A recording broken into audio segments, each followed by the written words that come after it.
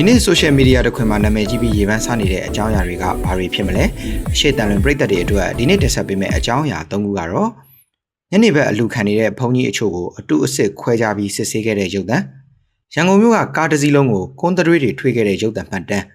မိပွိုင်းတွေမှာကလေးငယ်တွေကိုအသုံးချကဈေးရောင်းခိုင်းနေတဲ့လူတစုဆိုတဲ့အကြောင်းအရာတွေပဲဖြစ်ပါတယ်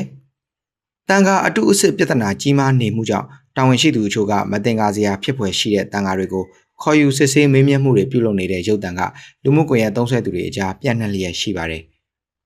ဘုံကြီးအတူလားအဆက်လားညနေခင်းအလှခံလို့စစ်ဆေးမှုများပြုလုပ်လို့ဆိုတဲ့ခေါင်းစဉ်နဲ့ဦးချစ်ကို entertainment ဆိုတဲ့ Facebook စာမျက်နှာကဖော်ပြခဲ့တာဖြစ်ပါတယ်။ရုပ်သံတစ်ခုအတွင်းတန်ခါတစ်ပါးကိုလူပုဂ္ဂိုလ်အချို့နဲ့တန်ခါအချို့ကရဲစခန်းကိုလိုက်ခဲ့ရင်အပြန်အလှန်ပြောဆိုနေပြီးတန်ခါကမလိုက်နိုင်ကြောင်းညှင်းဆိုနေမှုကိုလည်းမြင်တွေ့ခဲ့ရပါတယ်။ရှင်ပြောလို့ဒါကဘာသာဆောက်ဆောင်လို့ပြောရဘူးမရှိရဘူး။ဟုတ်တယ်။ဟုတ်တယ်။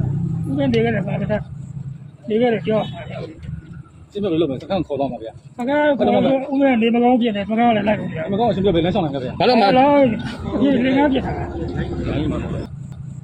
တစ်ဆက်ထဲမှာပဲအဆိုပါတန်ခါကိုဘုံကြီးကျောင်းတစ်ခုမှာခေါ်ယူစစ်ဆေးခဲ့ပြီး၎င်းရဲ့ပါလာတဲ့အိတ်တွေကိုပါရှာဖွေမှုတွေပြုလုပ်ခဲ့တဲ့ရုပ်သံက Facebook သုံးစွဲသူတွေကြားပြန့်နှံ့ခဲ့တာပါ။ Facebook သုံးစွဲသူတွေကတန်ခါအတုအစစ်ပြဿနာကြီးမားနေမှုကိုဝေဖန်ပြောဆိုခဲ့ကြပြီးများများစစ်ဆေးပေးပါများများအရေးယူပေးပါကြာရင်သာသနာပြောက်လိမ့်မယ်ဟုမှတ်ချက်ပြုရေးသားခဲ့ကြပါတယ်။ရန်ကုန်မြို့ကကားတစ်စီးလုံးကိုကွန်တရွေးတွေထွေးခဲ့တဲ့ရုပ်သံမှတ်တမ်းကလည်း Facebook သုံးစွဲသူတွေကြားပြန့်နှံ့လာခဲ့ပါတယ်။ဒါမျိုးတော့မလုပ်သင့်ပါဘူးဗျာဟုဆိုကဂျက်တော်အမျိုးအစားမော်တော်ယာဉ်ပတ်လေကိုကွန်တရွေးတွေနဲ့ထွေးခဲ့တဲ့ရုပ်သံကိုနက်နက်ခင်းဆိုတဲ့ Facebook စာမျက်နှာကတဆင့်ဖော်ပြခဲ့ရာ Facebook သုံးစွဲသူတွေအကြားပြန့်နှံ့လာခဲ့တာပါ။ကျွန်တော်စီးတဲ့ကားပေါ်ဗျာတကယ်ဒေါသထွက်ဖို့ကောင်းပါတယ်။ညပိုင်းလေးကားရတာဗျာမနှက်ကြရင်အစောကြီးထွက်သွားတာအခုကွန်တရွေးကိုထွေးထားတယ်ဗျာတစ်ခါတစ်ခါမဟုတ်ဘူးအမြဲတမ်းကိုဒီလိုကွန်တရွေးထွေးတာဟုဆိုကအမျိုးသားတအုပ်ကပြောပြထားတဲ့ရုပ်သံဖိုင်ကပြန့်နှံ့လာခဲ့တာပါ။ Facebook သုံးစွဲသူတွေကရန်ကုန်မြို့ရဲ့ကားပါကင်ပြဿနာနဲ့အခုလိုလုပ်ရမျိုးအကြောင်းကိုရှင်းတွဲပြီးမှတ်ချက်ပေးပြောဆိုကမျှဝေခဲ့ကြပါတယ်။ကားမရက်စေခြင်းရင်မရက်နဲ့လို့ပြောလို့ရပါတယ်အခုလိုတော့မလုပ်သင့်ပါဘူး။အောက်တန်းကျလိုက်တာလို့ Facebook သုံးစွဲသူတွေကမှတ်ချက်ပြုရေးသားခဲ့ကြပါတယ်။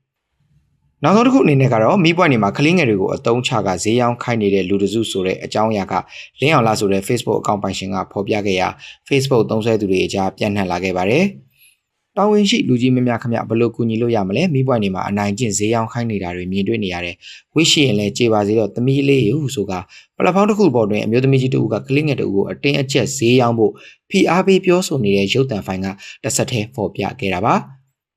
Facebook သုံးစွဲသူတွေကလမ်းမပေါ်မှာမော်တော်ယာဉ်မောင်းနေသူတွေအနေနဲ့အတင်းအကျပ်လာရောက်ပြီးဈေးရောင်းခိုင်းတဲ့ကလေးတွေကြောင့်စိတ်အနှောက်အယှက်ဖြစ်ရတယ်လို့တစုံတရာထိခိုက်မှုဖြစ်ပွားမှာကိုလည်းစိုးရိမ်နေရတယ်လို့ Facebook သုံးစွဲသူတွေကမျှဝေရေးသားခဲ့ကြပါတယ်။ကလေးတွေကိုအတင်းအဓမ္မခိုင်းမှုသူတို့ကအဖွဲနဲ့လုပ်နေတာသက်ဆိုင်ရာတာဝန်ရှိသူတွေဒါတွေကိုအရေးယူပေးပါလို့ Facebook သုံးစွဲသူတွေကမှတ်ချက်ပြုရေးသားခဲ့ကြပါတယ်။